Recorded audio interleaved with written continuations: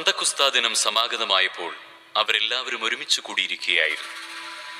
കൊടുങ്കാറ്റടിക്കുന്നത് പോലുള്ള ഒരു ശബ്ദം പെട്ടെന്ന് ആകാശത്തു നിന്നുണ്ടായി.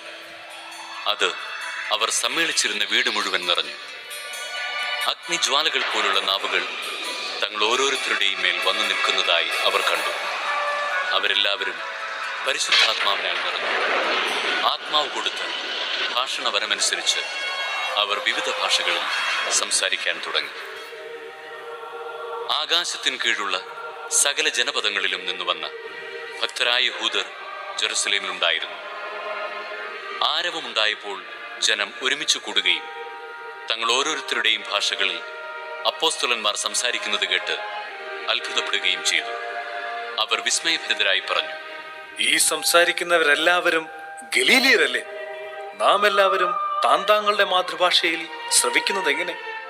പാർത്തിയക്കാരും മേദിയക്കാരും എലാമിയക്കാരും മെസോപ്പൊട്ടാമിയ നിവാസികളും യൂദയായാലും കപ്പദോക്കിയായാലും പോന്തസിലും ഏഷ്യയിലും താമസിക്കുന്നവരും ഫ്രീജിയായാലും പാംഫീലിയായാലും ഈജിപ്തിലും കിരേനയുടെ ലിബിയ പ്രദേശങ്ങളിൽ നിവസിക്കുന്നവരും റോമായിൽ നിന്നുള്ള സന്ദർശകരും യഹൂദരും യഹൂദമതം സ്വീകരിച്ചവരും ക്രേത്യരും അറേബ്യരുമായ നാം എല്ലാം ദൈവത്തിന്റെ അത്ഭുത പ്രവൃത്തികൾ അവർ വിവരിക്കുന്നത് നമ്മുടെ മാതൃഭാഷകളിൽ കേൾക്കുന്നല്ലോ. ഇതിന്റെ എല്ലാം അർത്ഥമെന്ത് എന്ന് പരസ്പരം ചോദിച്ചുകൊണ്ട് എല്ലാവരും വിസ്മയിക്കുകയും പരിഭ്രമിക്കുകയും ചെയ്തു. എന്നാൽ മറ്റു ചിലർ പരിഹസിച്ചു പറഞ്ഞു, പുതുവീഞ്ഞു കുടിച്ച് അവർക്ക് ലഹരി പിടിച്ചിരിക്കുകയാണ്. എന്നാൽ പത്രോസ് മറ്റു 11 പേരോടുമൊപ്പം എഴുന്നേറ്റ് നിന്ന് ഉച്ചസ്വരത്തിൽ അവരോട് പറഞ്ഞു, യഹൂദ ജനങ്ങളെ, ജെറുസലേമിൽ വസിക്കുന്നവരെ, ഇത് മനസ്സിലാക്കുവിൻ. എൻ്റെ വാക്കുകൾ ശ്രദ്ധിക്കുവിൻ. നിങ്ങൾ വിചാരിക്കുന്നത് പോലെ ഇവർ ലഹരി പിടിച്ചവരല്ല. കാരണം ഇപ്പോൾ ദിവസത്തിന് 3-ാം മണിക്കൂറല്ലേ ആയിട്ടുള്ളൂ. മറിച്ച് ജോയേൽ പ്രവാചകൻ പറഞ്ഞതാണിത്.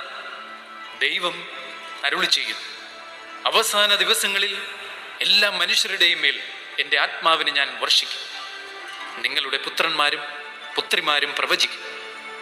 നിങ്ങളുടെ യുവാക്കൾക്ക് ദർശനങ്ങൾ ഉണ്ടാകും. നിങ്ങളുടെ വൃദ്ധന്മാർ സ്വപ്നങ്ങൾ കാണും. എൻ്റെ ദാസന്മാരുടെയും ദാസികളുടെയും മേൽ ഞാൻ എൻ്റെ ആത്മാവിനെ വർഷിക്കും. അവർ പ്രവചിക്കുകയും ചെയ്യും. ആകാശത്തിൽ അത്ഭുതങ്ങളും ഭൂമിയിൽ അടയാളങ്ങളും ഞാൻ കാണിക്കും. രക്തവും അഗ്നിയും ധൂമപടലവും.